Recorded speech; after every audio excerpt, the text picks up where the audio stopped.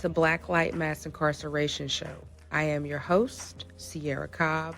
Blacklight Mass Incarceration Show is a space that is used to uplift the unheard voices of the criminal and social justice issues that many face today. Thank you for tuning in. I hope you enjoy.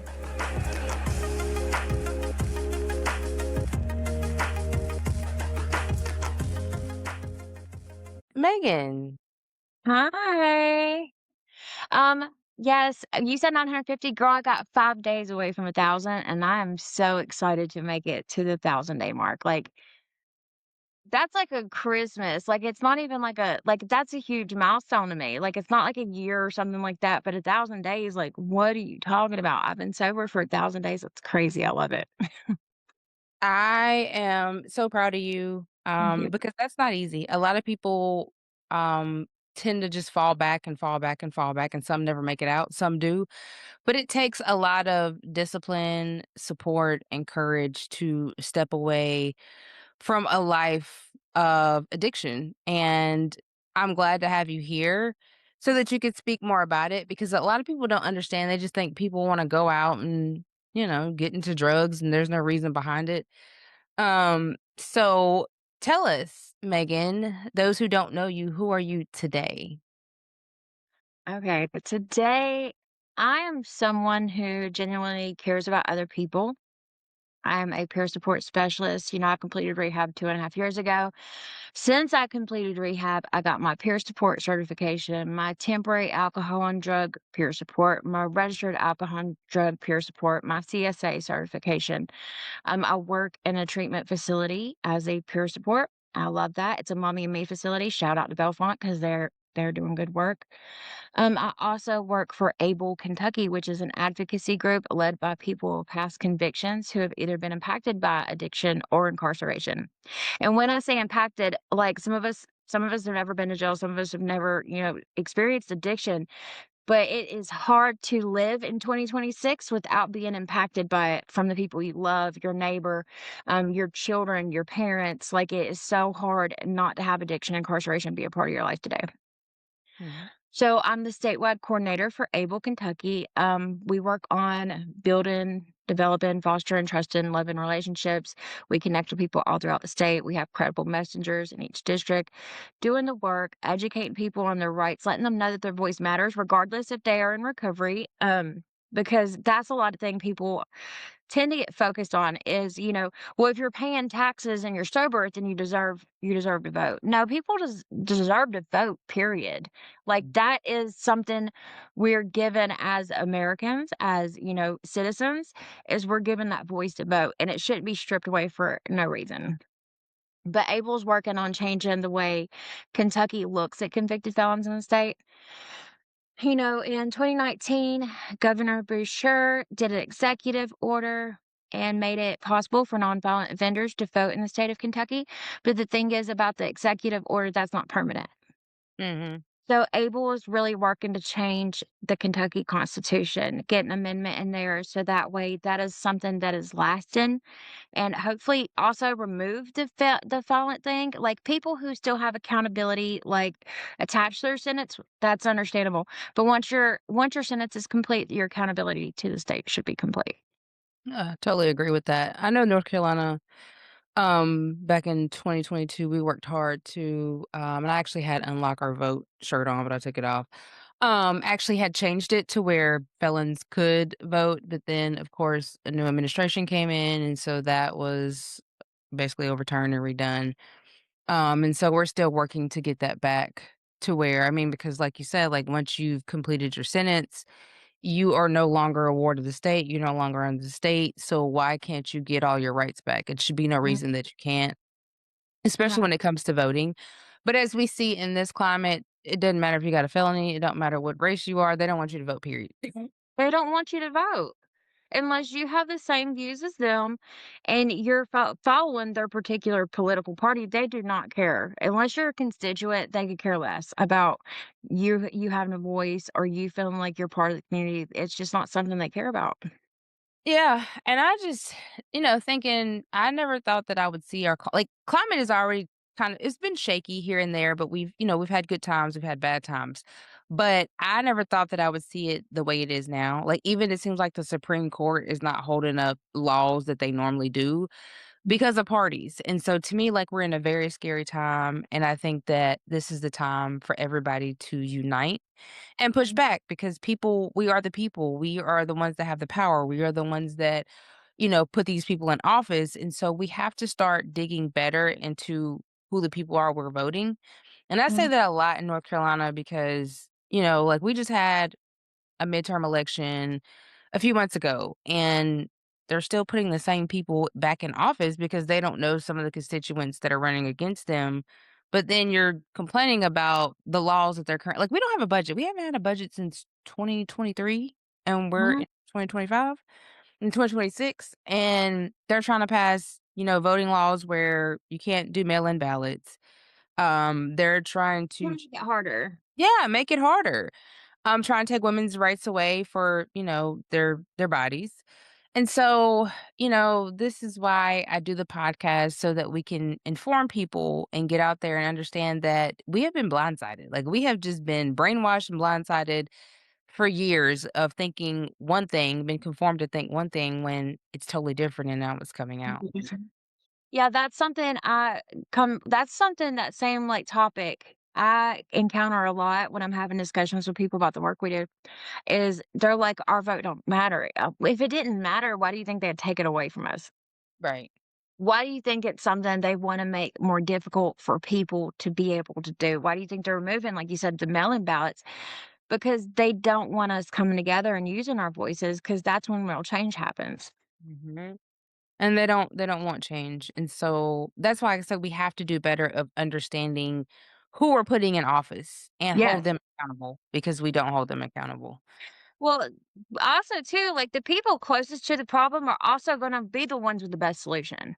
Mhm. So, Joe Jack from wherever, who has been to private school and, has never even, like, been downtown, he is not the person to be telling you how our public school system should be in Winston-Salem, or, and even here, like, Mr. God, I'm not gonna mention any of the actual politicians that are around here, but, Mr. William Henry out here, who has never struggled with addiction, has been in a little bubble his entire life. The only addicts he's ever seen is on TV, or, like, whenever he's out doing, his community stuff. Who is he to say where treatment centers to be, or, like, who needs treatment, who should have accessible, like, where the problem actually is, because they don't know. And we have all these people in these seats who are so uninformed on the decisions they're making. Yeah, and they're so removed from the problem, so they don't understand why we want change. So let's get back to you. What was life like before the storm started? Ooh. Okay, before the storm, like, before it got crazy. Yes, before it got crazy. Well, that's back whenever me and like, whenever I lived next door to you. I'll say it was still pretty stormy then. Like, honestly, I don't know if you remember this about me, but I had a lot of trauma in my childhood, with sexual assault. I've had a lot of that throughout my life, and then I started drinking to cope and taking Xanaxes. That was around the time we was hanging out. Me and you was wilding out, stealing from Forever 21 and stuff, but, we was 20. Anybody's listening, we were 20 years old, and we both already had 2 kids. I was married and separated. You and Kelly definitely were not together. Um, and that's just really whenever I think things were normal, but I still, like, I grew up with money, and you know that. Like, my parents had money, and I did not know how to be, like, without it. So the Right. time that me and you started, like, hanging out and stuff, that was a transition period for me. That was me, getting cut off from my dad's support. My my parents was always, they're crazy. I love my parents, but they're crazy. And, I got cut off from their support, and I was trying to figure out how to be an adult. Yeah. And that was really difficult for me because things had always came so easy. So, it was just in a transitional, I was in that process. So before the storm hit, I hadn't even figured out who I was yet. Like, I hadn't figured out like, where I was even going, who I was as a woman, who I was as a parent. Like, I was still in the process of doing all that. And I was so codependent back then that I couldn't figure out who I was without a man, without a relationship. And I think that was a lot of my problem is my identity was always shaped in someone else. And that also goes back to, our beliefs and like the things that stuck with us. Like, where I was born in Kentucky and my parents stayed together 20 years when they should probably only should have stayed together 5. But I grew up with those values that it was husband, wife, man, woman. Anytime I talked about like education and stuff, like whenever I was a teenager, it was always you need to find you a husband. Um, it's not that you need to, better yourself. You need to get married. You need to find you a man. And that was something that was really hard for me to break free from. That was a core belief that was challenging for me to overcome and to realize that that was not the that was not the route I was meant to take. So that was hard. I know I moved to Kentucky in 2008. Mhm. And moving to Kentucky was a different world than North Carolina. It's different than what I was used to. It's different people. Like friendships up here are way different. And it was really hard for me to adjust to that because, in North Carolina, we had like girl code. We was loyal. We had this, if you have a connection, me and you haven't talked in years, but we are still like this because Mhm. that's how our friendships were made down there. Well, up here, these towns and communities are so small. Everybody dates each other's ex. Like it's very common. I was like, "Oh, that is jacked up. Like what?" But I have realized there is only a certain amount of attractive people in these small towns, and it makes sense that people are just a recycle system. And Mm. in North Carolina, you break up with somebody, you will never run into them again. Well, here you're going to see them at least twice a week. Oh my goodness. So it's so different. And even like the community in general, like, I lived downtown, I lived on Dacian Street before I moved up to Kentucky. And I moved up to Kentucky and it was all white. There was no brown, there's no Hispanics, there's no black. Like it was just like it was a little bit of shell shock. And then trying to like interact with people up here, it was such a different living situation. So it took me some getting used to. But one of the things I will say to connect with people up here, like one of the first people I met up here was a woman at a factory that I became friends with. Everybody up here was doing drugs. And I was like, well, yeah, pop pills, cool. Like, but we had Xanaxes. We really weren't doing pills like that. And so like I found out really quick that was like a way to connect with people here was to get high. So we was getting high in the bathrooms at work and I was one of those people who didn't believe in addiction. So we was just doing whatever, like, snorting these pills in the bathroom at work, at all these factories, Family Dollar distribution center, like big time factories. We're in there just high as Cootie Brown, honey. And but that was a way to develop friendships and connect with people. I don't think people up here really had that. The people I met anyways, it was all related to that type of world. So I just kept getting more involved in it. I really didn't believe in addiction. My brother was struggling. My brother just got released from prison when I moved up here after, he's in prison for 6 years and he was struggling with addiction. So it's like everybody I encountered at the time was struggling. Right. And even though I thought that I was very cut off from that possibility, I learned within a year or two that addiction's a real thing. Mhm. I'm not immune to it. And I think after a year and a half of staying here is when I first had my first time ever withdrawn off anything. Yeah. So do you think that was because of just like the cultural shock and cultural change of, North Carolina where I mean, you have a plethora of people here, things are kind of spread out and, we're kind of big communities and then going somewhere where it seems like it's a small community, everybody knows everybody's mom, dad, sister, brother, cousin, and Kentucky's just different. I mean, Kentucky, from the statistics that I read, is probably one of the poorest states in the 50 states that we have, and so that's probably why a lot of addiction is going on, and do you think that that's what drew you in? Because yeah, I mean, when we were when you were here, yeah, we would drink, we would pop some pills, but it wasn't Yeah, we could go a day or 2, you know what I mean? Like, it wasn't like, "Oh, Like I if gotta we have didn't it." have them.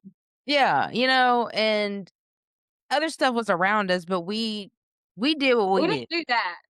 We might have dabbled in some things, but we was not doing that. We were like, "No, thank you." So do you think, like, just a cultural shock, of being up there? Because I know when I did like, when you got up there, you was like, "Please come get me." Like, it's just different here, and I'm just like, "Oh, I wish I could come get." Yeah, it was so different. I think the cultural shock definitely did play a part of it. Plus, I have not lived in like central Kentucky or like western Kentucky. I majority of my time in Kentucky has been closer to eastern Kentucky, and that's closer to like what's it called? Where the Oxycontin stuff that happened, like that's where the Oxycontin epidemic hit really hard. And I came in right around that time that the Oxycontin epidemic was coming to an end. Mhm. So, it's like everybody was kinda spiraling, and I mean, this isn't people most people you meet here that are in addiction, it's a generational thing. Their parents are in addiction, their children are in addiction, like, it's a family disease. It's not just, focused on one person, and I do think it has a lot to do with the economy around here, especially where I live now. Because where I live now, there's no jobs available, there's no resources available. You have to drive an hour away to connect with anything. And I really think that plays a really, really huge part on Pike County, Kentucky. But whenever I first moved here, it was a lot more spaced out and stuff like that. Um, Mhm. I think it's just the people that I related to, because I mean, there was tons of people. Well, I don't even want to say there's tons of people that wasn't using, because most people I met were using. Um, so I think, yeah, I guess we'll wrap it up with the culture. It's just, the different environment. We'll go with that. Yeah, yeah, I get it. So, when did you realize that your substance was a struggle and it was more bigger than what you thought it was? Girl, I was so headstrong, I think it took me longer to realize that. I remember the first time I got sick off of it, and I was more like an Ollie. Okay, this is what a withdrawal feels like. Because I remember, whenever I was like 12 and 13, I'd see my brother be sick, I'd see my mom be sick, and I was just like, I thought they were faking it for years. I was like, "That's y'all are crazy." But it still didn't seem as intense as what theirs did. So I realized I had a problem probably about 2009, 2010. And but I thought it was okay. I lived like I said, I lived in Moorhead at the time. I had all these factories accessible, so I had a job, I had income, I had a house. So I never really got a place where I was struggling to survive. Right. So it took me a lot longer to catch on that this is actually a problem. I think it was more whenever I moved to Pike County, Phelps, Kentucky around 20 my brother passed away in 2014. I moved here in 2015. And when I moved here in 2015, that's when things really that's when I started digging into rock bottom. Right. Even like, because it started out as meth, crack. Well, crack, meth, because I was like, crack, this don't last long enough and it costs way too much money. We are not doing this. Plus, like where I live, like we don't even have real coke. Like it is nothing like North Carolina's. It's just not real.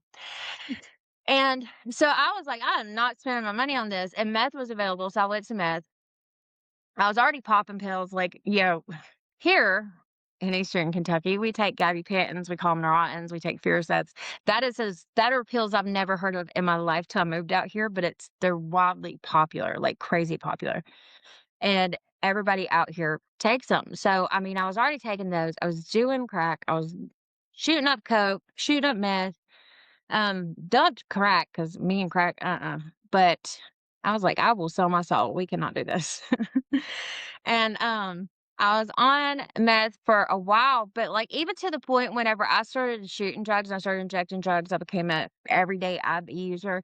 Like, that was the time where I was like, I really realized I was way in over my head because, honestly, I have horrible veins, and you have to be a very persistent, ignorant type of person to stab. Like, I would stab myself for hours looking for a vein. Hours.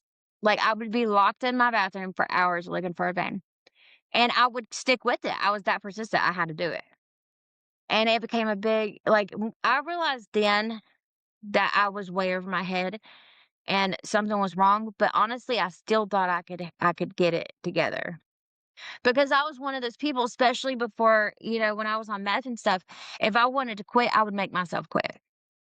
So I would stop. I would stop for like a week or I'd stop for a couple months. I'd go back to the MAT doctors. I would get on maintenance medications. I would do outpatient services. But it was so temporary and so fleeting every time I did that. Like, because I stayed in relationships, people in active addiction, I didn't have any boundaries whatsoever. It was so messy. Like, honestly, everything was messy. Around that time, too, is when CPS came knocking. And around here, like, honestly, I think if I lived in North Carolina, I probably never would have had a CPS case in my life. But around here, people weaponize CPS and Mm. people, like, if they don't like you, if you, like, especially, like, I dated this guy, Tygan's dad, Tyler. He was a mess, but emotionally, we had all kinds of problems, cheating, like, other girls, stuff like that. And it was a girl he messed with that called CPS on me first time. And so I had experienced that. That was I mean, that was crazy because my boys are my everything, and at the same time, I couldn't get it together enough to be, like, a present mom. Like, I was there, I was taking care of them before I took care of anything that me related, but I was staying in these horrible relationships, these abusive relationships. I was hiding out in the bathroom. Like, I really was doing them dirty, but I was so caught up in that codependency and addiction that I couldn't see it for what it was. It took me until I got sober in 2024 to actually, well, 2023 before I actually seen it for what it was.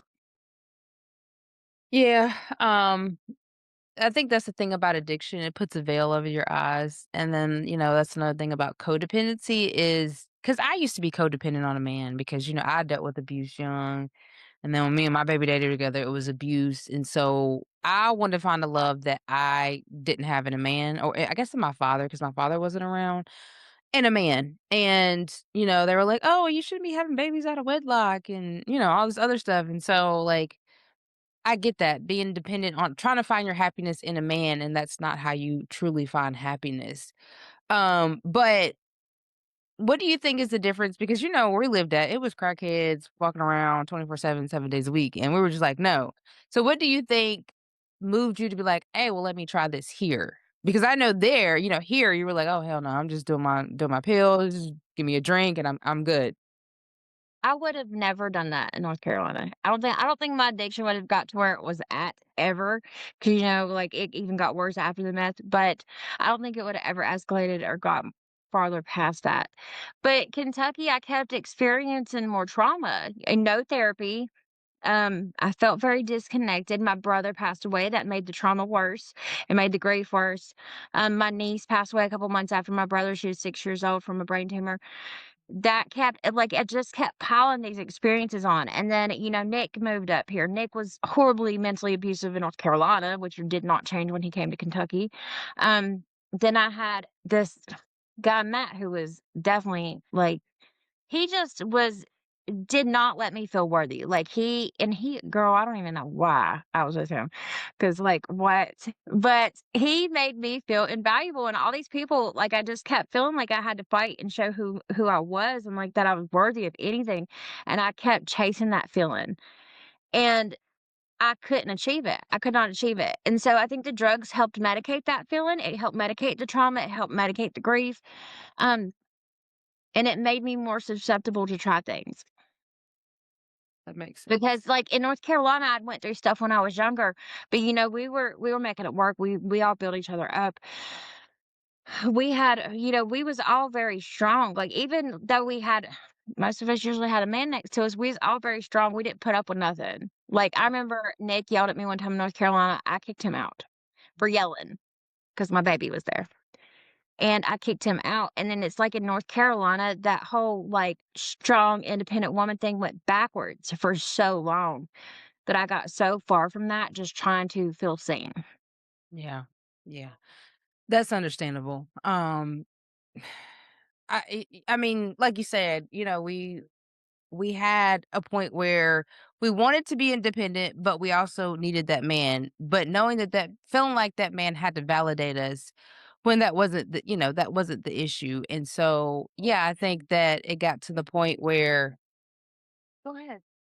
Okay. Mhm. I think it got to the point where, it was just something wasn't strong enough, you know what I'm saying? So, like, you were trying to, "Well, this is not strong enough to cover the pain that I'm going, let me find something else." Yeah. And I think that's what a lot of people go through, and that's why I don't understand, like, why society views addiction as just this horrible thing that somebody just wants to go do. No, 9 times out of 10, people are addicted because they're trying to numb the pain, they're trying to numb the feelings, They and don't like how they feel, and they would do anything to feel different or better or just normal. That's the thing is most people are chasing feeling normal. Like, you're so down and just imagine, like, you're in this well, and you feel like the only way you can even rise up to even try to come out of the well is by using this. That's of course, you're gonna use this. It's and it Society, media, everything tells you this is gonna make you feel different, and, you can't really see much about drug use without seeing, like, some euphoric feeling. Even the TV show Euphoria, you see this disconnect, and most people feel so messed up internally, they just wanna be disconnected. they do. They don't wanna feel that because we're not taught to feel our emotions because 'cause they're Mhm. uncomfortable. They're very, very uncomfortable, and so having to sit through that and I didn't know that until listen, I end up having to go to behavioral health a few times. I've been in the mental hospital a few times. But that's what I learned that I had to sit with those emotions. I had to start healing because, we were young, we had kids, so we had to make sure that our kids were well, you know what I mean? We didn't have time to heal our trauma from childhood. Mhm. We just We didn't. were so busy focused on trying to help everybody else and make sure everybody else is okay, we completely neglected ourselves. Mhm. And so, mine ended me up in behavioral health, yours ended in addiction, and learning how going to therapy, learning how to sit with my emotions no matter how uncomfortable they are, I think has really helped me a lot. I Yeah, ended up developing seizures because I had just so much trauma built up in my body that I never even released, never even knew I had. yeah. And so I think that's where people need to start understanding. It's not, I just want to go do this because it's here in my face. It's because I'm going through something and I don't feel like I'm being understood or heard. And I damn sure don't want to sit with the emotions. And some people, like, some of the stuff people go through, I mean, you can never dictate or, like, define how people like, what their experience is. Like, for me, I went sexual assault, I went through stuff as a child with a very weird relative. I had abuse, I had, deaths in my family, I had all this stuff, and I wasn't coping with it. But I've seen people whose their traumatic experiences are completely different than mine. They're not these huge events, but it doesn't take away of how much those events still impacted them. So I think it's, people want to look at it like, well, okay, well, you went through these horrible things. Of course, you were mentally unwell. But they don't look at it like some people just even being different in a family and in a group of people who are nothing like them, that's very traumatic to grow up in. Mhm. People who struggle with disease, struggle with mental health, and they grow up in a family that they deem perfect.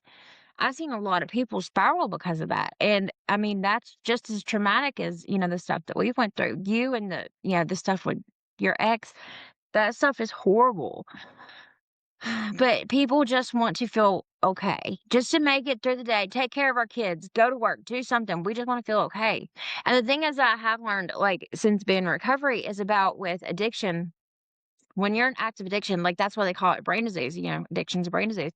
Because your prefrontal cortex stops working, it becomes very disconnected, it becomes limited to the same as a toddler. That's why when you look at actions of people when they're in active addiction, you're like even when I look back at my behaviors, like, "What the fuck was I doing?" Um, it makes absolutely no sense to me because and people's like, "Well, drugs and alcohol didn't change me that much." I'm glad that was your experience, but I was a whole different person. Like, when I was in active addiction, I was completely different. And it makes sense looking at the brain side of it because I was running on the same thing a two-year-old's running off of. I want what I want when I want it. I didn't have any moral compass in there telling me, okay, well, this is wrong and this is right because I didn't have rational thinking. And Right. it makes sense when you look at that side of things too. Yeah, that makes perfect sense. And that's on top of the trauma that you had because trauma changes your brain too. So, Yes. so it's like, most of your brain is dysfunctional because you have Mhm. trauma that you've never healed, and then you have the trauma from the addiction as well. And so, a lot of people don't look at it from a neurological standpoint because, PTSD, it literally damages your brain. So, Mm. and then you add addiction on top of that, that's even more damaging to your brain as well. So let's talk about when you went to jail. You've had several experiences going back and forth to jail. Tell us the experience and how did going to jail impact you? Going to jail. Okay. Okay, I stopped off where I was talking about, being on meth and stuff. Well, I went through more trauma after the meth, ended up escalating to fentanyl. Um, well, even before I escalated to using fentanyl, I was selling meth. I was selling fentanyl. I was a hustler, honey. I was doing my thing. Thought I was big dog around here, especially around these neck of the woods, because I just thought I was moving some weight, which I really was. Thank God I did not get caught with the stuff I was actually doing 'cause I'd be in jail for the rest of my life.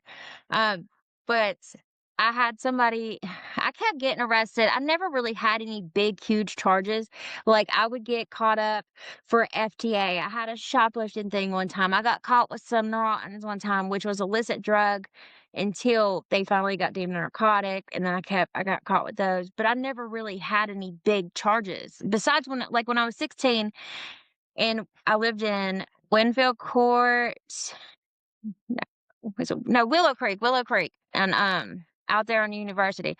I lived out there with Brian, and, he was 22. I lived with him, we had our own apartment. He got caught selling coke to an undercover, and I took his marijuana charges. So I had my first felony charge was when I was 16. And then I kept having these little tiny arrests, but it wasn't nothing like that really comes with time because, I never really had any big drug charges until I did. Well, when I was hustling, of course, like we said, everybody knows everybody, grandma, daddy, mama, all that. Of course, cops knew my business. Of course they did. I really thought they didn't. I thought I was like so low key. Thought you were a superwoman, you were just hiding, right? Girl, like I live in a town, there is no like black people around here. So I would have these dudes come in from Ohio and they would be wearing these ski masks and they'd have like a gold AK and they would be patrolling my yard. I thought I was low key because I was like, "Dude, I could just tell everybody we went to school together at Carver. Like, these are my people. Like, what are you talking about? Like, this ain't me having company is nothing new to me, but, like, I have a story to, like, make this believable." In my mind, I was like, That makes sense. They're from Winston-Salem. I lived my whole life there." Right. Um, but yeah, all my neighbors kept calling the cops. They had, like, a community watch page dedicated to my driveway. It got messy, and one time I was out with my friend Justin. I didn't have any drugs on me because I was one of those people, like, I was really convinced I was smarter than cops because I'm like, it's harder to get a warrant for someone's house than it is their vehicle. So all I have to do is keep it out of my vehicle. Like, don't go anywhere with it. Don't have any drugs in the vehicle. And that's going to keep me from going to jail. Everybody gets arrested, busted by having dope in the car. Mhm. That actually worked for a really long time because, like I said, I was hustling for years. And well, that Justin did not have that same belief system as me. And his tags were like, I don't know, the wrong tags, whatever. I had $1,600 with me. My stuff was at home. Justin had meth, heroin, fentanyl, like $100. I had $1,600. I had a couple of Rottens in my purse. And the cops are like, "You're a known drug dealer. You're a known drug dealer. I'm going to call my supervisor and charge you both with whatever Justin's got." Justin's like, "This ain't her stuff." Like he was like, this ain't even hers. Like, no. The cop's like, I'm going to call and get permission to do this. And he did. He got permission to do it. I was devastated because I was like, how are you charging me with drugs when I don't got no drugs on me? But they really knew who I was and they was really sick of me. So they really did hit me, like, it's in the newspaper too. I'm like, "Why would y'all even print that? That y'all pulled me over without anything? Like, this should be dismissed." Like, that's how I was believing in my head. I was like, "There's no way they'll charge me with this, girl. They absolutely will." Um, I ended up getting out a couple of days later. My mom got me out on house arrest. That was my first experience with an ankle bracelet. That was my first big charge as an adult, though, was, like, all these stuff that Justin had, and I was like, "I'm gonna beat this because, like, what the fuck? I didn't even have anything." Right. They never did give me my money back either. And I went up in there with proof because I was like, I started pulling all these receipts and stuff. I was like, this is where that money came from. That was a lie. Like, honestly, I was lying, but whatever. Give my money back. I was trying to like be like, nah, that's my money. Um, they were not hearing it. But I went through that. Well, around that same time period, one of Ian's friends was the cops were setting him up to come wear Wyoming. He wore a wire on Ian first, cause Ian was not hustling, I was hustling. But I was on house arrest, I was asleep, and Ian, where it was his friend, sold it out. Yeah, instead of just walking around, turning around and walking out, he wore a wire on Ian. Then a couple months later, he wore a wire on me. So we had no idea about it. I didn't know anything about any of that. I'll explain it in a minute. I got arrested again. I felt knotted out in front of the food stamp office of all places. Very classy. I didn't have my kids with me, and they called CPS, and I was like, I am too old to go to foster care. What are they doing here? There's like, where's your kids at, Megan? And I was like, I hate you guys. And I just went to jail sick. I was so sick by the time I went to jail. Um, but that last experience in jail, 'cause jail ain't shit, honestly. Like, no one's like, "Oh, wow, this let me change my life," when they're in jail. Now, everybody in jail, especially when you're sick in jail, you just wanna get out and get high. You wanna not feel sick. And even whenever you do learn stuff in there, you're not getting any therapy, you're not getting any community, they're not connecting you to resources. Like, jail is a sit and wait game to come back out and do more shit. Right. Nobody in there, like, even when people find Jesus, like, their find Jesus stuff is still connected to them not getting the proper therapy, them not getting any tools to actually maintain that, them not even getting no phone numbers to some local churches where they live at when they get home so they can continue that path they wanna walk. A lot of people do find Jesus in jail, and I'm grateful for that.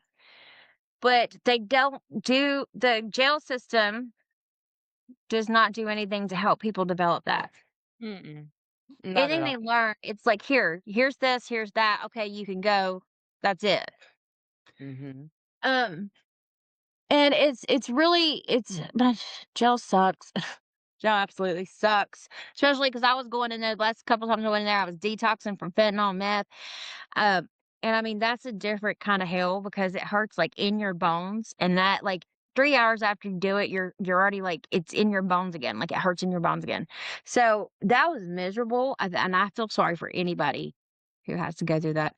But the last time I went to jail was that experience where I nodded down at the food stamp office. They took custody of my kids. That made the 4th DCBS case I had. Even though my kids weren't with me, I was so mad about that. But it took me actually, like, working on myself to realize, like, I wasn't even home. I wasn't home for 3 days. Like, my kids were someplace safe, and I was just like, "Okay, they're fine. Let me run the roads for 3 days." Right.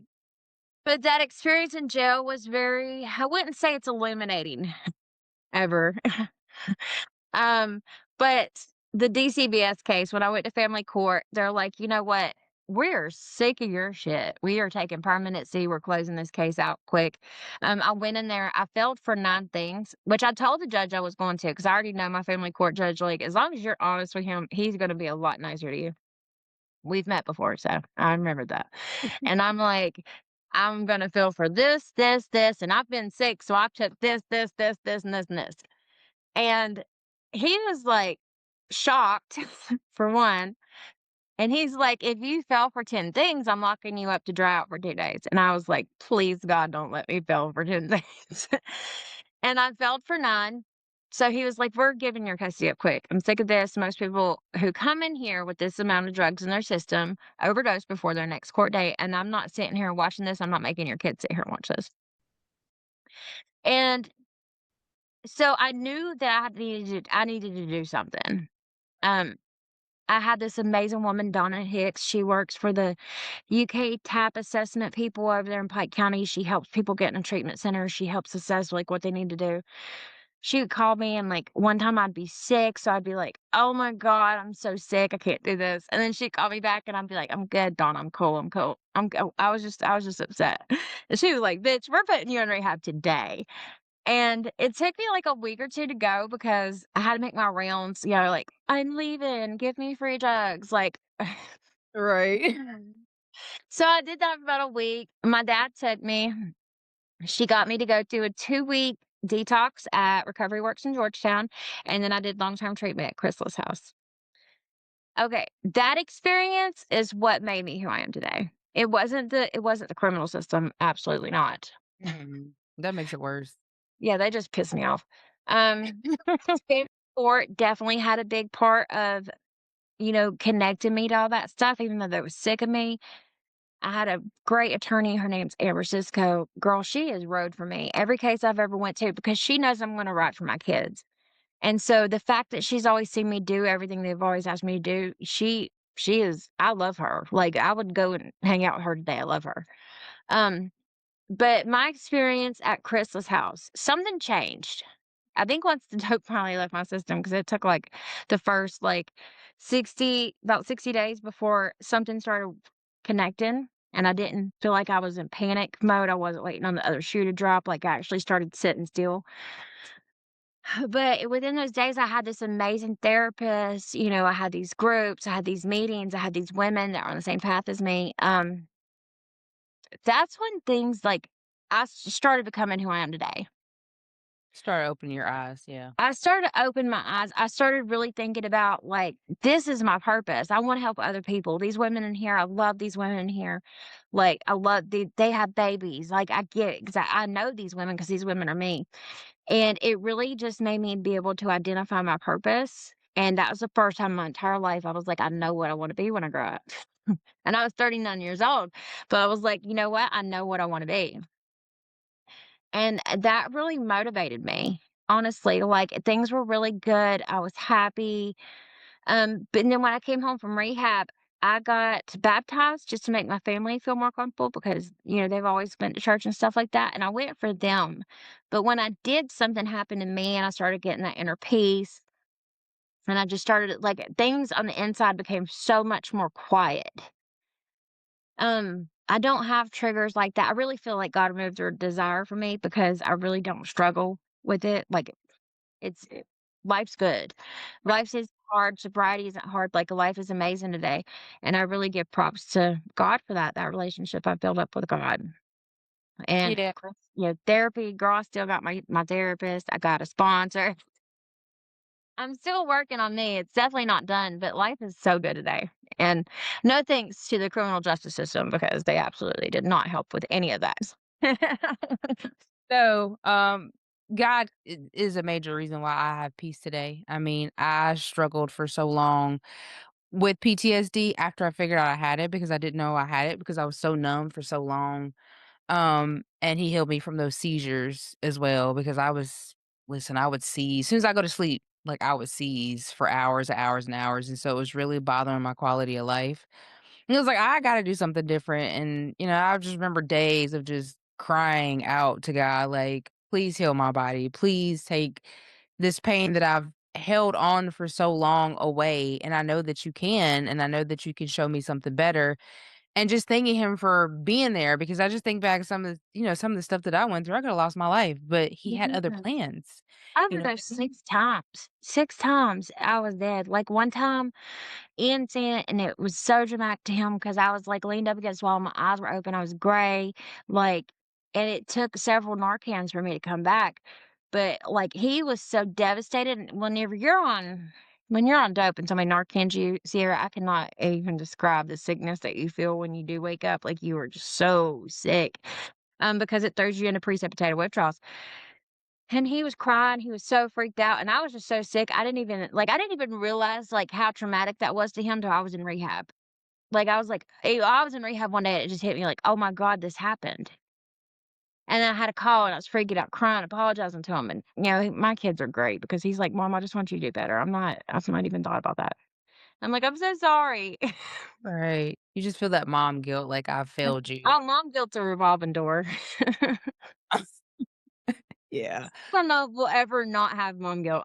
Yeah, yeah, and, that just goes to show because I mean, just like you mentioned, you didn't find your purpose till 39. Shit, I didn't find mine till about around the same age. I mean, Yeah. well, 37.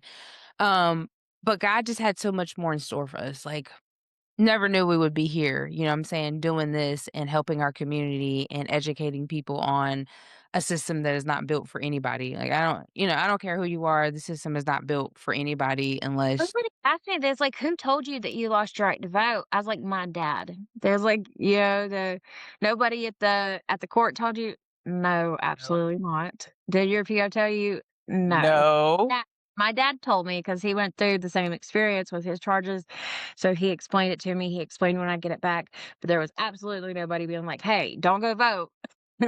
Right, and then that could have been another charge because you went and Another voted. charge. Yes, even registering, like, what? I did not Yeah. know that. Yep.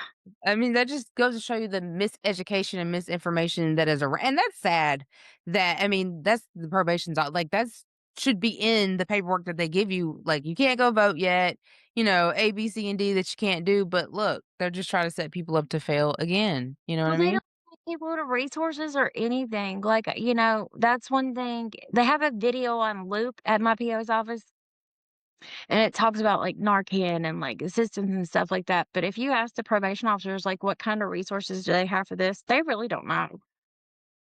That's horrible. Like, what is Kentucky doing with taxpayers' money? Girl, I don't know. They're giving it like, there's some good they're like, my sponsor works at the health department, and she does, like, harm reduction, and she's pretty good at connecting to the Pike County resources, but the thing is about the Pike County resources, they are all in Pikeville. This is the biggest county in the state. There is so many rural communities that take over an hour to get to Pikeville that are in Pike County, and there's nothing for these resources. Like, I went to a meeting last week, and they were talking about successes. They're like, "We have 2 sober livings in Pikeville now." Bro, this is the biggest county in the state. 2 sober livings is not a success, and 1 is brand new, like, they just opened it a month ago. That is not a success. That is a barrier. That is a problem. That's not enough. I mean, the amount of people that you have that's not enough, for a No. whole 1 shelter in the whole county, and it's downtown Pikeville. and what's the population? Girl, let me look. Pike County is huge, though.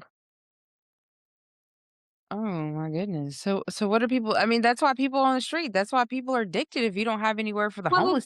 like, around here, we really don't see people on the street much unless they have a tent or they build, like, a little shack or something. Most people around here, when you are homeless, children included, there is always somebody who'll let you stay at their house, but those people are on drugs as well, so that starts a different cycle. Like, you know, that's the only place you can stay is a trap house. Why are you who the fuck wants to be sober staying at a trap house? Exactly. That's what I'm saying, like, everybody, like, getting sober is the best option for everybody because you never know, like, what people are going through, and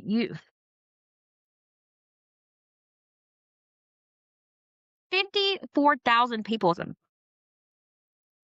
So that's a lot to only have one shelter. Is there like any other house like they don't have any like public housing or any housing opportunities? We do in downtown Pikeville. We have, like, no HUD resources. None of these rural communities have income-based like, housing. They do have, like, the HUD vouchers, but they have ran out of those. It's really hard to get landlords. I don't know why it's hard to get landlords to accept HUD voucher because that's guaranteed money, but I think it's because they have to make the repairs and make their house up to par and, like, pass inspection, and a lot of people aren't willing to do that. They just rather rent it out. So, it's very limited. All that stuff is very limited around here. Mm. So let's talk about you are close to 1,000 days free. What does that number mean to you today? Girl, it means freedom. It just means like, I honestly cannot believe I'm right at 1,000 days. Like, but I have definitely made each one of those days count. That's one thing I will say. Like, I try to pour my heart into everything I care about today. I'm such a wildly different mom today. I do not date. I do not date. And Mm. shared my I have steered clear of dating because I'm in a relationship with my goals. But it's about making each day count. It's about being present. And those 1,000 days have been such a blessing to me and they have been so beautiful. It's been about family. It's been about community. It's been about helping other people, being a part of other people's lives. My life used to be so tunnel vision on just me feeling better. And today, like, those 1,000 days have been about everybody around me. And just making every day a good day, and they have been. Even when days are hard and life's hard, life is amazing and I'm very blessed. So I'm very grateful for 995 days. How does it make you feel to help others in this situation? Because I know you do a lot of community work. How does it feel to, see your impact on other people? It's shocking, honestly, because, I just do me and I'm just me. And then I've even like, even with my social media stuff, I've had people reach out from, like, Wales. I'm like, "Wales, like, across the sea, Wales." And they're like, "I seen your content. I'm sober too. Thank you for sharing your story." And I'm like, I am reaching all kinds of places, just talking and being honest. And it shocks me still. Like, and I have people I know for my community, like a lot of people say people, places, and things. Well, I don't go hang out with my old people, places, and things, but I'm still a part of the community. I try to bring help and resources to community. People know if they need, like, if they need something, they will come ask me in my community. But people here in this community, especially the people I got high with, are so protective of my recovery. If somebody came here and like try to pull some slick shit and like try to bring drugs on me, man, this community would go so that part of the community, the addict community would go so hard they would freak out because what I'm doing lets them know that they can do it, and it Mhm. really, like, they support me better than anybody. They're the people I reach out to when I need people to email senators and stuff, and they are, like, on it. Like, "Honey, I get them emails sent out like this because my people just wanna be part of it." Right. Regardless if they're still in addiction or not. So it's amazing just seeing the impact you can have on somebody just by doing better and still treating them like a human. Because a lot of people, get disconnected from it and they forget, like, I'm going the wrong decision from being right back to where I was. Mhm. So they get so disconnected from it, and I wanna help this community, so that's why I haven't moved from here. I really love these people. I had a friend pass away a couple weeks ago. This community came together, paid for their funeral, like, I don't know, there's just such good people here. Like, there's a lot of trauma, there's a lot of pain, there's a lot of lack of everything, but the people here at their heart are some of the best people I've ever met. That's amazing. That is so amazing. It's good to have that community because community makes it better. And I think that's where a lot of places they lack community. Like they're just so far disconnected from their, community and they're just in their own little world. And so that's what it takes is a community. That's what we've grew up on is community We're helps. disconnected from so much, like, we don't cops takes an hour to get out here, cops don't help nobody out here. Then we have, we don't have any resources and stuff like that, so this community has really took care of each other for a long time. And even, like, people are always like, if they see somebody riding their bike or walking that they know struggles, people are always quick to, like, give them a plate of food, people give them something to drink, try to give them an odd job to do, and you don't see that everywhere. You don't see people looking out for people like that everywhere. No, you definitely don't. Yeah. Definitely don't. So tell us, what would you say to someone who feels like they're too far gone? There's no such thing. There is no such thing as too far gone. Like I said, I overdosed 6 times. I was so unhealthy and I was so sick, and I really was tired of fighting. I was so tired of fighting, but I didn't wanna be the one to give up. Like, I would rather the state tell me, "No, you cannot have this." Like, when it came to my kids, "No, you cannot have this." I did not want to be the one to say I quit, and I refused to, and I want anybody that's listening to this to refuse to quit on yourself. Not just because you have a legal issue over your head, not just because family court stuff with your children. You were important and you matter regardless. Even if you are struggling right now, you still are important. And once you start realizing how valuable you are, I hope you learn to heal. Yeah. Yeah, I think that's the major thing is not give up on yourself. A lot of people give up on themselves because they see their situation and they feel like they can never get away from that. But the moment you give up on yourself is the moment you give up on life. Mm. And it feels like, honestly, like it's so easy because I think we just get to the point where we're just so tired Mhm. and we're like, I'm just done fighting this. And we get comfortable being miserable. And I tell my clients this all the time because I'm like, they stay in these abusive relationships or they have like these trauma bonds that they romanticize. And I'm like, what would you do if you were walking down the road and you seen someone like screaming at a dog or kicking a dog? Like, how would you react? It's like, oh, I would freak the fuck out. Like, I would do this, this, and this. Okay, so why do you let somebody talk to you like that? Why do you let somebody put their hands on you like that? You would freak out over animal, but you allowed them to treat you, a grown woman, a mother, someone's daughter, a sister, this amazing person. You allowed them to treat you that way. Why? I want you to ask yourself why. And I usually get some pretty deep responses from that when I ask the clients that because they don't know. They just get so used to it. They don't know their worth as a woman. They don't know their worth as a human being, and, I've dealt with that for years, not knowing my worth as a woman and who I was, and choosing myself over a partner. Because I mean, when you have those trauma bonds, you think is love because sometimes you don't know what real love is. Like, we see it on TV, but seeing it in person, like seeing your Yeah, parents, you don't you know what grow I up mean? with a healthy example of love, you have no clue what the fuck love is. I still don't know if I know what healthy functioning love is. Exactly. So, having those trauma bonds, you think it's love, and so you think that somebody cussing you out or putting their hands on you. I mean, I've been in several abusive relationships Mhm. thinking that that's love, and it's not. And, when I started to do work on myself, when I started to heal my trauma, that's when I realized who I was as a mom, as a woman. And I think that It that's takes that though, it takes you to, like, start working on yourself, and that's what a lot of people like, there's a stigma around therapy, especially, in a lot of different communities, like, people really feel like that is white people stuff. I've heard that so much. That's what white people do. White people do therapy.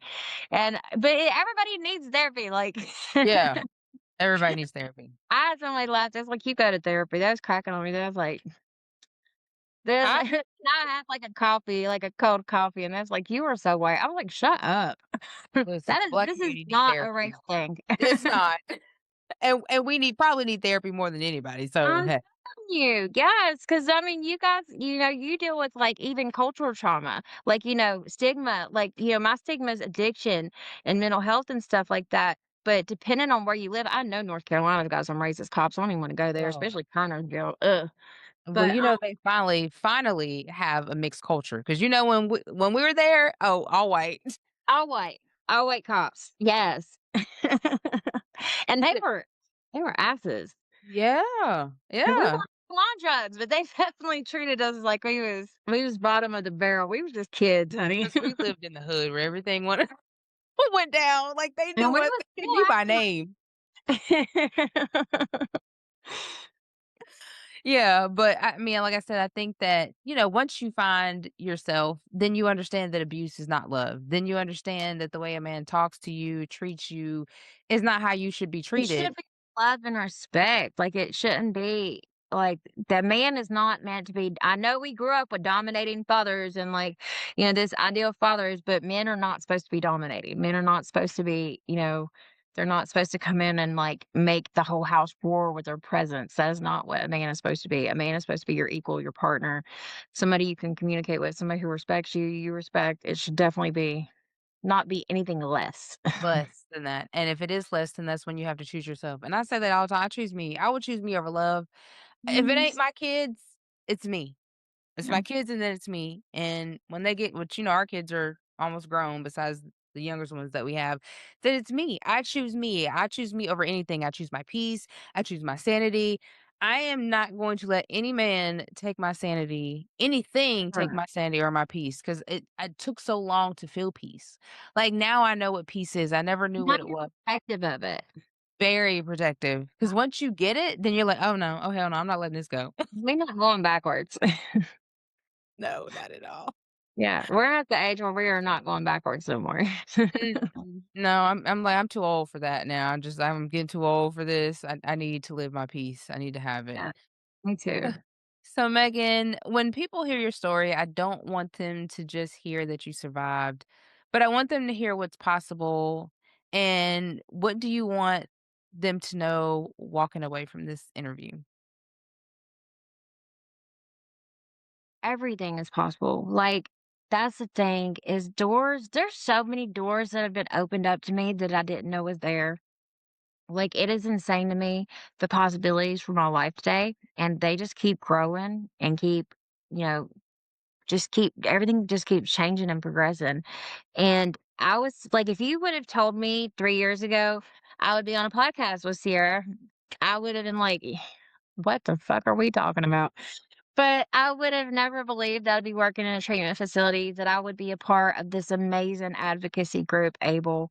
Um, I just wouldn't even believe any of it. Like, I'm supposed to be going to the Sentencing Project. They're having a thing next month where they talk about the advocacy work, what it looks like nationwide, like throughout each state and stuff. They have panels, and I get to go to that. I'm going to a retreat with Abel next month. Like, I've got all this stuff happening, and I just want people to know that. Like, just because it's not happening at this moment doesn't mean it's not going to. Keep being proactive. Keep believing in yourself, because that's all I've done. Is I believe in what I'm doing, I love what I'm doing, and it just keeps opening these possibilities, and I run my big mouth all the time, so I'm always on social media running my big mouth, and that has also opened a lot of doors for me, so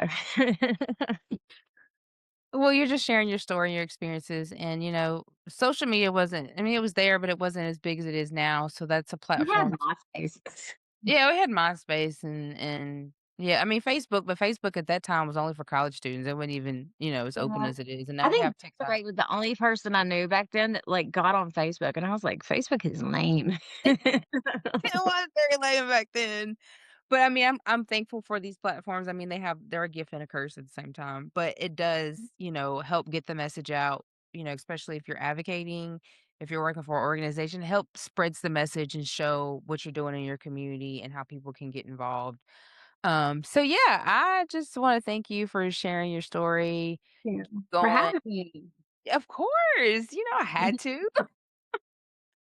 But keep going, you are helping a lot of people, even though sometimes it might not seem like it, but you are helping a lot of people, and a lot of people can take a glimpse of what you do and apply it in their own lives. And so, yeah, just keep smiling, keep I got helping. you, girl.